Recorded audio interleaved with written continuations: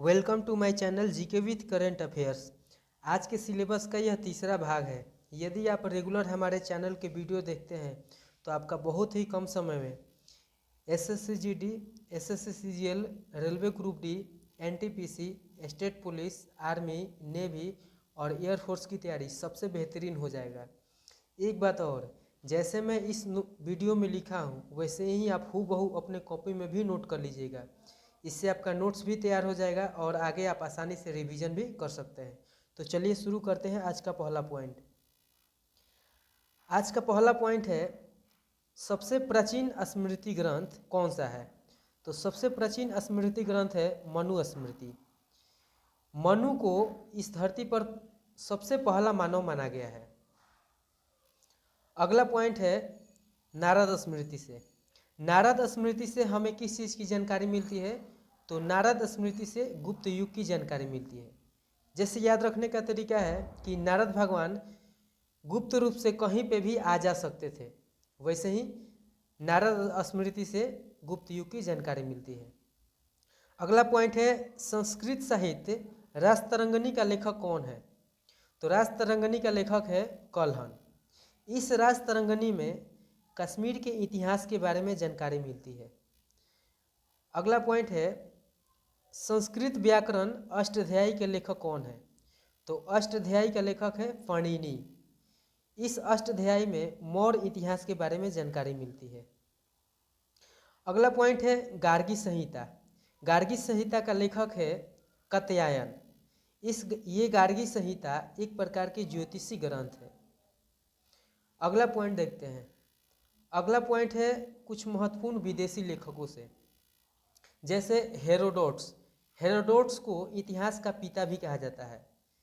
Herodotus ने अपनी पुस्तक हिस्टोरिका नामक पुस्तक में इतिहास के बारे में जानकारी लिखा है। मेगास्थनीज इंडिका नामक पुस्तक लिखा है। इस इंडिका में मौर्य युग की जानकारी मिलती है।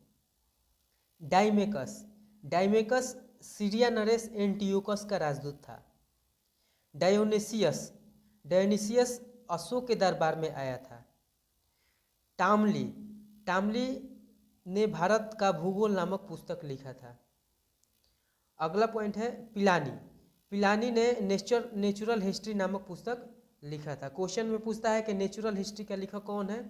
तो वो है पिलानी, न कि टामली। टामली ने भारत का भूगोल नामक पुस्तक लिखा था। अगला पॉइंट देखते हैं। अगला पॉइंट है फाहियान चंद्रगुप्त द्वितीय के दरबार में आया था।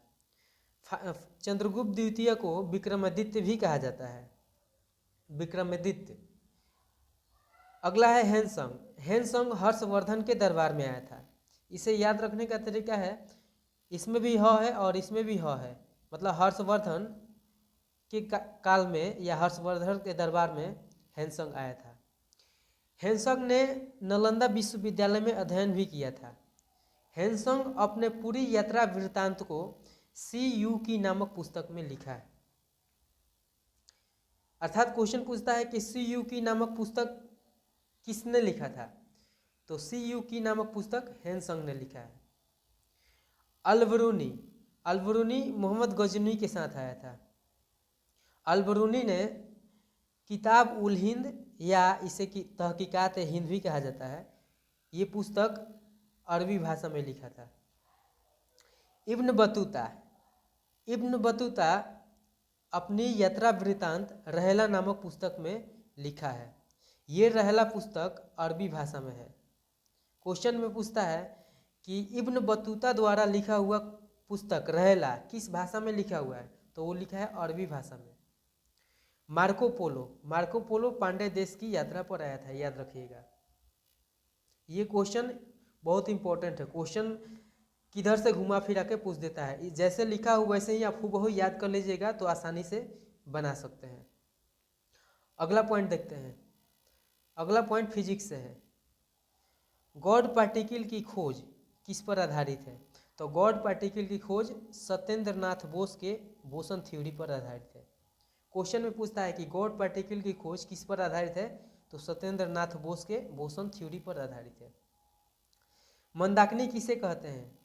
तो मंदाकिनी तारों का समूह है। जो धुंधला दिखाई देता है, रात में उत्तर से दक्षिण की तरफ एक धुंधला पट्टी दिखाई देता है, उसी को मंदाकिनी कहा जाता है। हमारी पृथ्वी की अपनी मंदाकिनी दुग्ध मेखला है, जिसे आकाशगंगा भी कहते हैं। आकाशगंगा को सर्वप्रथम किसने देखा था? तो आकाशगंगा को सर्वप्रथम गैलीलियो ने देखा था। आकाशगंगा के सबसे नज़दीकी मंदाकिनी देवयानी है। क्वेश्चन में एक बार पूछा था कि आकाशगंगा के सबसे नज़दीकी मंदाकिनी देवयानी। सबसे चमकीला तारा समूह ओरियन नेबुला। सबसे चमकीला तारा समूह कौन है? Orion nebula. अगला पॉइंट देखते हैं। अगला पॉइंट है सूर्य मंदाकिनी दुग्ध मेखला के चारों ओर किस प्रकार से परिक्रमा करता है? तो 250 किलोमीटर प्रति सेकेंड के हिसाब से परिक्रमा करता है। सूर्य को एक चक्कर लगाने में 25 करोड़ वर्ष समय लग जाते हैं। सूर्य में 71% हाइड्रोजन, 26.5% हीलियम और 2.5% अन्य अवयव मौजूद होते हैं। अगला पॉइंट है सूर्य के बाहरी सतह का तापमान 6000 डिग्री सेल्सियस होता है। ये क्वेश्चन बहुत इंपॉर्टेंट है। सूर्य के दीप्तिमान सतह को प्रकाश मंडल कहा जाता है। सूर्य ग्रहण के समय दिखने वाले जो बाहरी भाग है उसे सूर्य की रीट कहते हैं या कोरोना कहते हैं। ये रिंग की तरह दिखाई देता है ऐसे। इस समय में अर्थात सूर्य ग्रहण के समय में एक्स रे उत्सर्जित होता है, एक्स किरण उत्सर्जित होता है जो बहुत घातक होता है। सूर्य की उम्र लगभग 5 बिलियन वर्ष आंकी गई है।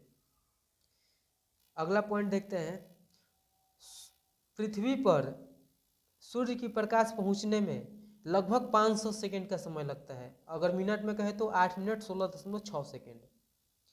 सूर्य के उत्तरी ध्रुव को ऑरोरा बोरियालिस कहा जाता है और दक्षिणी ध्रुव को ऑरोरा ऑस्ट्रेलिस कहा जाता है। याद रखने का तरीका है कि दक्षिण में ऑस्ट्रेलिया महाद्वीप है, उसी प्रकार सौर ज्वाला के दक्षिण में ऑरोरा ऑस्ट्रेलिस है और उत्तर में ऑरोरा बोरियालिस है।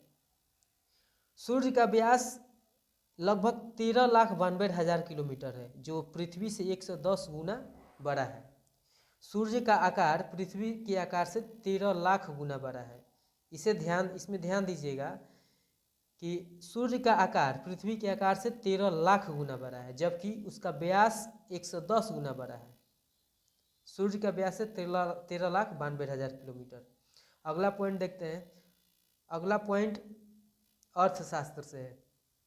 मानव विकास सूचकांक HDI, ह्यूमन डेवलपमेंट इंडेक्स। मानव विकास सूचकांक का प्रतिपादन सबसे पहले महबूब उल हक ने किया था। भारत की राष्ट्रीय आय और प्रति व्यक्ति आय की गणना सबसे पहले दादा भाई नौरोजी ने किया था 1867-68 में। उस समय 20 रुपया प्रति व्यक्ति आय था। ध्यान दीजिएगा कि सर्वप्रथम राष्ट्रीय आय या प्रति व्यक्ति आय की गणना दादा भाई नौरोजी ने किया था 1867-1868 में। उस समय प्रति व्यक्ति आय 20 रुपया था, 20 रुपया। अगला पॉइंट देखते हैं। 1949 में गठित राष्ट्रीय आय समिति का अध्यक्ष PC महालनोबिस थे। राष्ट्रीय आय समिति के अध्यक्ष कौन थे? PC महालनोबिस। राष्ट्रीय आय का समिति का गठन 1949 में हुआ था। अगला पॉइंट देखते हैं। अगला पॉइंट है राष्ट्रीय आय। राष्ट्रीय आय किसे कहते हैं? तो एक वर्ष के अंत में उत्पादित अंतिम वस्तु तथा सेवाओं के मूल्य को राष्ट्रीय आय कहते हैं। राष्ट्रीय आय। राष्ट्रीय आय की गणना 1 अप्रैल से 31 मार्च तक के बीच में किया जाता है। अगला पॉइंट देखते हैं। राष्ट्रीय आय का आकलन, राष्ट्रीय आय का गणना कौन करता है? तो CSO, केंद्रीय सांख्यिकी संगठन करता है। इसकी स्थापना 1949 में किया गया था। अगला पॉइंट है इंपॉर्टेंट पॉइंट, राष्ट्रीय आय लेखांकन का जन्मदाता कौन है? तो राष्ट्रीय आय लेखांकन का जन्मदाता साइमन कुजनेट्स है। Simon Kuznets. ये क्वेश्चन में एक बार पूछा था, मैं एग्जाम दिया था। तो मौद्रिक आय किसे कहते हैं? तो चालू कीमतों पर राष्ट्रीय आय को मौद्रिक आय कहा जाता है। अगला पॉइंट देखते हैं। अगला पॉइंट है इतिहास से। आपको मैंने पहले ही बता दिया था रेगुलेटिंग एक्ट 1773 में किया गया था। इसमें संसदीय नियंत्रण स्थापित किया गया था। बंगाल के गवर्नर को बंगाल का गवर्नर जनरल बना दिया गया था। पहला गवर्नर जनरल वारेन हेस्टिंग्स था। ठीक एक साल बाद कलकत्ता में हाई कोर्ट सुप्रीम कोर्ट की स्थापना किया गया था, जिसका अधिकार क्षेत्र मद्रास, मुंबई और कलकत्ता था। उस सुप्रीम कोर्ट का प्रथम मुख्य न्यायाधीश एलिजा एम्पे थे। ये रिवीजन के लिए हो गया। अगला पॉइंट देखते हैं 1781 सेटलमेंट एक्ट। ये आपको रिवीजन करवा देते हैं। सेटलमेंट एक्ट में क्या था कि कलकत्ता की सरकार बिहार, बंगाल और उड़ीसा के लिए कानून बना सकती थी। ये अधिकार मिल गया। 1784 पिट्स इंडिया एक्ट, इसमें दोहरे प्रशासन की शुरुआत हुआ था। ये तो और इम्पोर्टेंट क्वेश्चन है। बोर्ड ऑफ डायरेक्टर्स और बोर्ड ऑफ कंट्रोलर की शुरुआत हुई थी। बोर्ड ऑफ डायरेक्टर्स व्यापारिक मामलों में और बोर्ड ऑफ कंट्रोलर राजनीतिक मामलों में। हाँ, जो बचा हुआ अधिनियम था 1793 अधिनियम और 1813 अधिनियम। 1793 अधिनियम में वैसा कुछ इम्पोर्टेंट नहीं है जो एग्जाम के लिए है। 1813 अधिनियम में इम्पोर्टेंट क्वेश्चन है जो देखते हैं आगे एग्जाम में पूछता है। चार्टर अधिनियम 1813।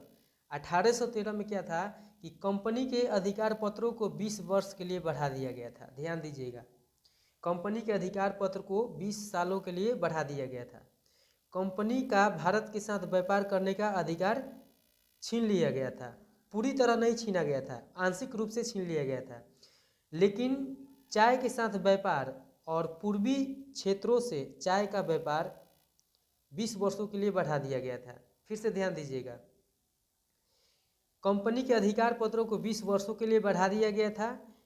कंपनी का भारत के साथ व्यापार करने का अधिकार छीन लिया गया, लेकिन चीन के साथ व्यापार और चाय का व्यापार 20 वर्षों के लिए बढ़ा दिया गया।